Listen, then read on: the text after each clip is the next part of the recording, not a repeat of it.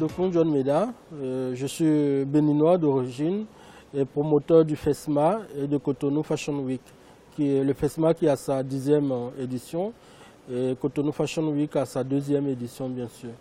Et puis je suis un passionné, voire un professionnel de la mode, puisque j'ai une agence internationale de mannequinat qui se trouve au moins dans 10 pays. Je suis de profession un expert en communication. De la communication à la mode, c'était vraiment bizarre.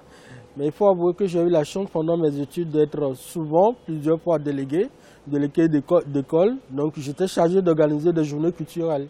Donc souvent j'organisais de petits défilés pendant mes journées culturelles. Et ça a pris. Arrivé au campus, je suis rentré dans le MU, qui est le mouvement universitaire du rap. Donc du rap, on est rentré dans la mode et puis tout s'est enclenché. En 2004, j'ai créé Miss Excellence, qui est un concept qui pour élire les filles les plus jolies, mais les plus intelligentes. Donc on partait de 15 de moyenne, celles qui ont 15 de moyenne, chaque école faisait son casting et nous envoyait les candidats par école.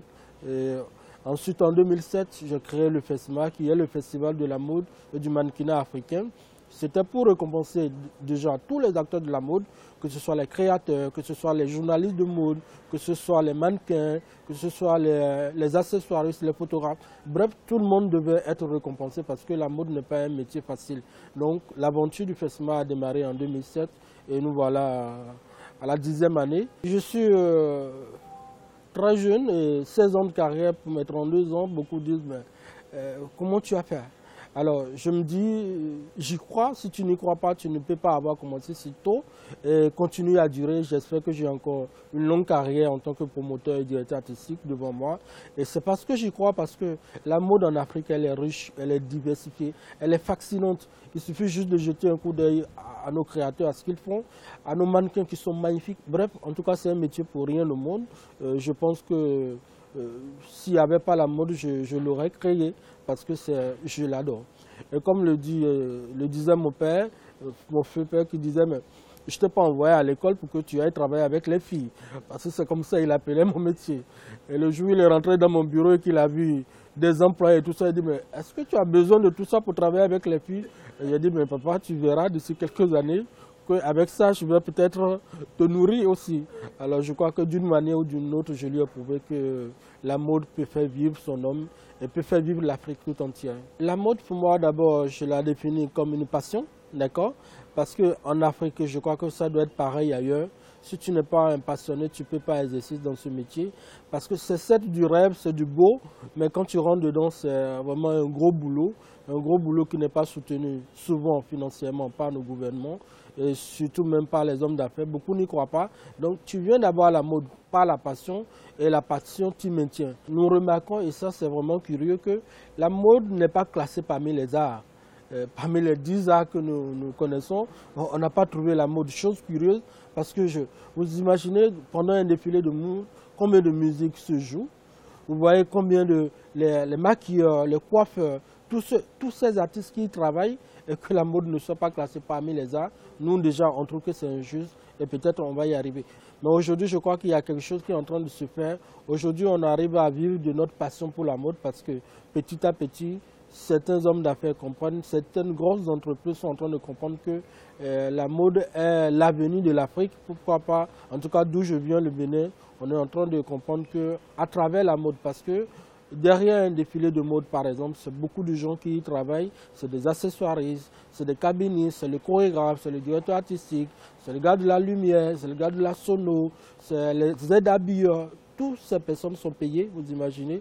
Donc la mode, franchement, pour moi, je vois déjà, certes, la passion, mais aujourd'hui, c'est un enjeu économique pour tout État, pour tout gouvernement, à comprendre qu'à travers la mode, on peut faire vraiment de grandes choses. La preuve est qu'en Europe, la mode fait le même chiffre d'affaires que l'automobile, alors pourquoi pas en Afrique, on ne peut pas y arriver. Surtout qu'on a de grandes richesses, on produit le coton, et alors il n'y a pas de raison pour qu'on ne vive pas de la mode. À la fois qui est une belle et très géniale idée d'Isabelle Hanno, que je salue au passage, la promotrice de AfriFashion. Cette association, au-delà de l'union, la force que fera l'union, éduquera quand même les acteurs de la mode, surtout nous promoteurs de Fashion Week. Parce que souvent il y a des chevauchements des événements, ça fait que vous n'arrivez pas à assister, que ce soit mannequin, créateur ou promoteur, on n'arrive pas à assister à tous les événements parce qu'il y a un désordre dans les calendriers de mode. Donc à travers l'association, nous allons faire à chaque année le calendrier, nous allons sortir le calendrier de mode qui va être publié partout pour que les gens sachent les grands rendez-vous de mode. C'est bien pour la presse, c'est bien pour les institutions internationales. Et mieux, à travers ce calendrier, nous verrons comment est-ce que chacun d'entre nous, on peut s'entraider. Nous voulons organiser des Fashion Week africaines qui seront tournantes. Nous allons créer un événement à nous. Et ça, c'est une des belles idées qui sont sorties de notre AG. Donc on aura, comment dirais-je, la Fashion Week de l'Afrique, qui sera tournante, qui va nous permettre quand même de recueillir des fonds, de nous entraider et d'entraider également, pourquoi pas, tous ceux qui travaillent avec nous. Je veux parler des créateurs, des mannequins, tout cela, pour que chacun puisse réellement vivre de la mode et qu'on ait vraiment l'industrie, parce que c'est nous, normalement dans les Fashion Week, les gens font du commerce. Mais malheureusement, nous n'avions pas encore appris à faire du commerce avec nos Fashion Week. Il faut que lorsque des créateurs viennent, ils puissent vendre la plupart de leurs collections avant de partir, qu'on puisse trouver de grandes firmes de textiles qui puissent absorber tout ça. Donc toutes ces idées ont été lancées et je suis sûr que ça va donner quelque chose. Deuxième chose, nous voulons avoir un statut des acteurs de la mode. Ce n'est pas possible que dans nos pays, qu'on ne connaisse pas un métier qu'on appelle le stylisme, qu'on ne connaisse pas un métier qu'on appelle le mannequinat, encore moins un métier qu'on appelle être promoteur de mode. Beaucoup de nos États ne connaissent pas que ce genre de métier existe. Alors que ça existe, ça nourrit beaucoup de familles, ça nourrit beaucoup d'hommes. Chez moi, au pays, beaucoup de grands créateurs, comme Pépita D, Jean-Baptiste Mouyovi, Lolo Andoche, ne sont jamais décorés. 20 ans, 30 ans de carrière.